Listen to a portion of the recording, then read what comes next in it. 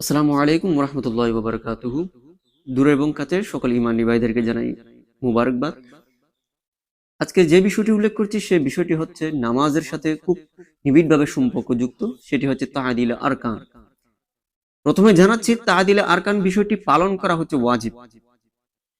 এখন আপনাদের মনের প্রশ্ন জাগতে পারে যে তা'দিল আরকান বিষয়টা কি?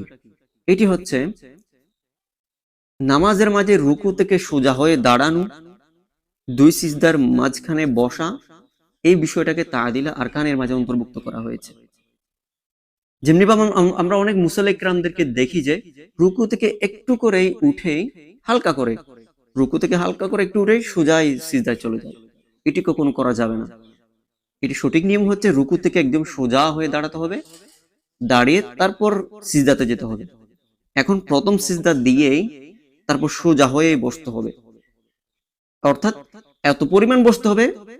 ফুকাহায়ে কেরাম বলেছেন সুবহানাল্লাহ পরিমাণ, একবার পরিমাণ যেতটুকু সময় প্রয়োজন ততটুকু বসতে হবে, তারপর দ্বিতীয় সিজদায় যাওয়ার জন্য প্রস্তুতি নিতে হবে।